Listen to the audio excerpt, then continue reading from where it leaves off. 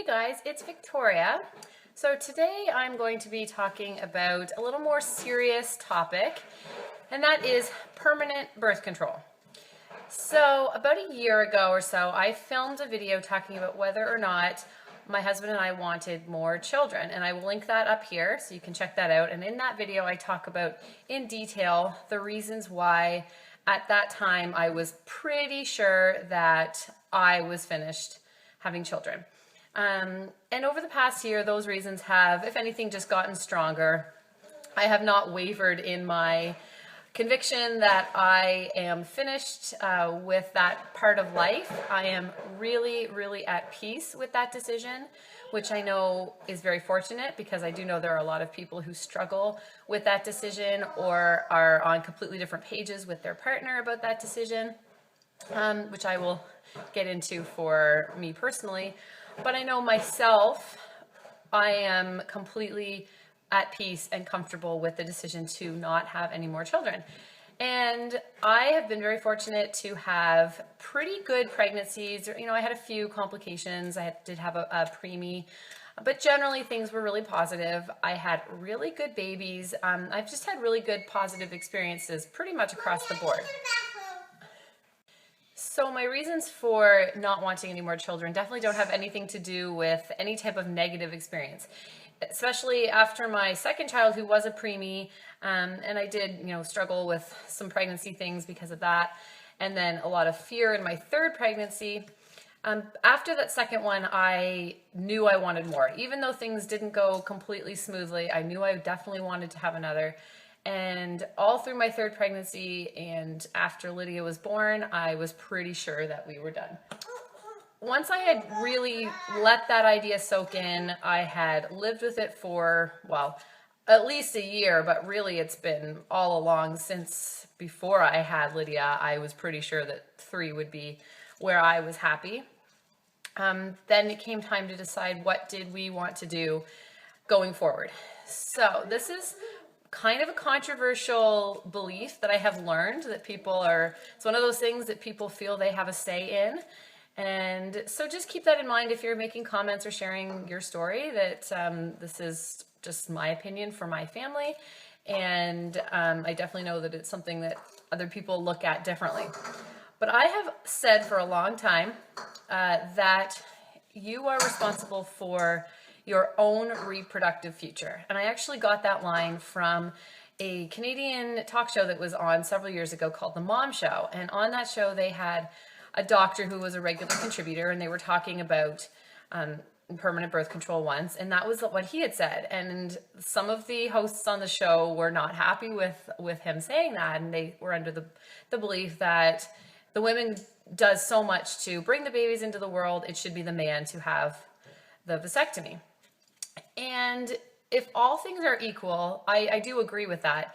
If Matthew and I both 100% were done, did not want any more children, then yes, it does make sense for him to have the procedure because it's much less invasive. It is reversible, more successfully reversible.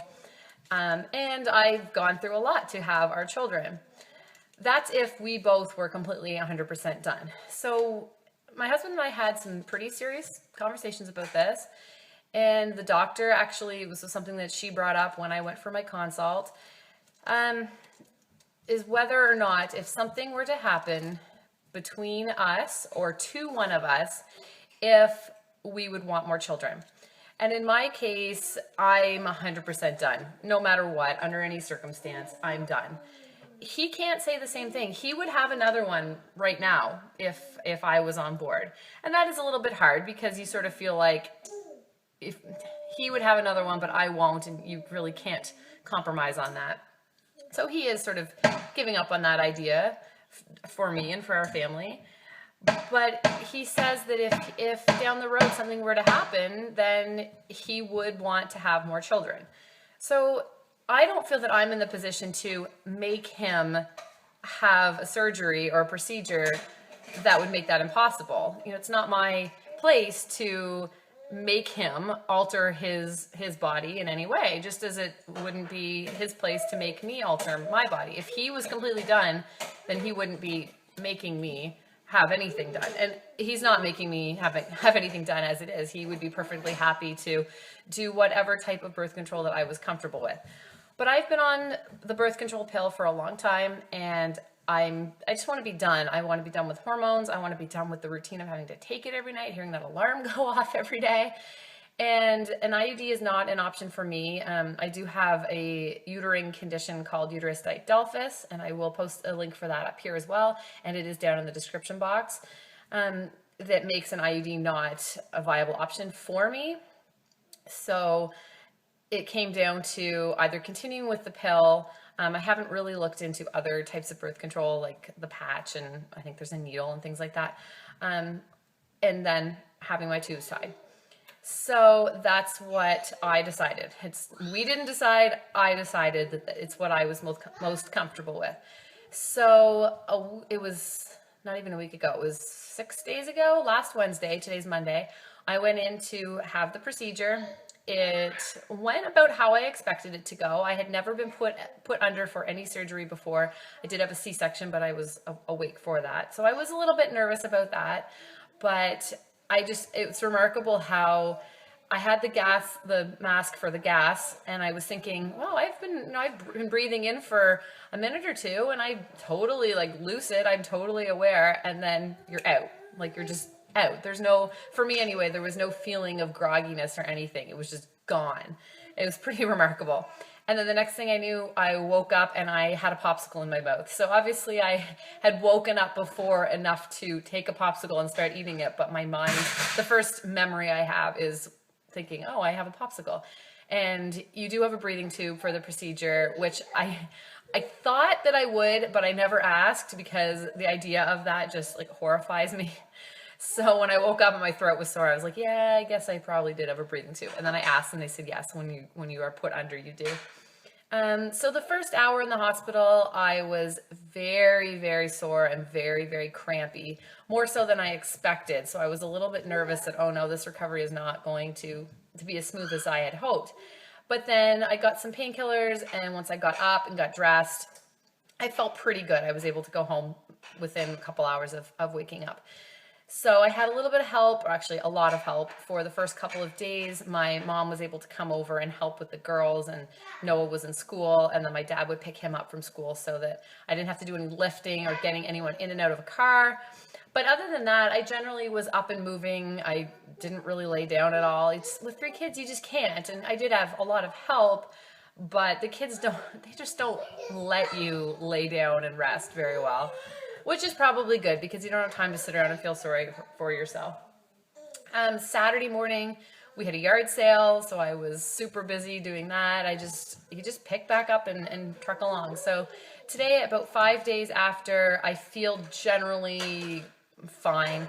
Still a little sore getting up and getting down, but nothing bad at all. I'll probably take this week off. I'm a runner, and I'll probably take this week off before I start to run again, which is kind of hard because I was doing really, really well, and like my times were really good, and then I had to take like a 3-week break because I went on a vacation, then came home, and then had the surgery, and then recovery. But that's fine, I'll pick it back up. So that is my experience having my tubes tied. So I'm going to stay on the pill for 1 more cycle, and then go off of it, and we'll see what happens. And that's a little nerve-wracking because I have only had, I think I counted maybe 5 or 6 actual periods where you ovulate since I went on the birth control pill many years ago. And I mean real where you ovulate, because when you're on the pill, you don't actually ovulate, and the pill tells your body when to have a period. But whenever I've been off of it, I've either gotten pregnant, like I've been really fortunate to get pregnant really quickly.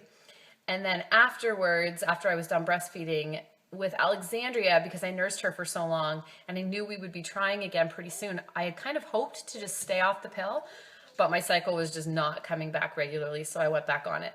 So that's a little bit nerve-wracking because I obviously don't want to end up with irregular periods or really difficult periods, but we'll just wait and see what happens with that. The doctor said the worst case is you have the surgery and then end up back on birth control to manage your periods, which is not what I want to do. So hopefully things will sort themselves out, and I can just go on to have a regular cycles going forward. So that is my experience and my story and my reasoning behind why I decided to have my tubes tied and why we decided that Matthew would not have a vasectomy.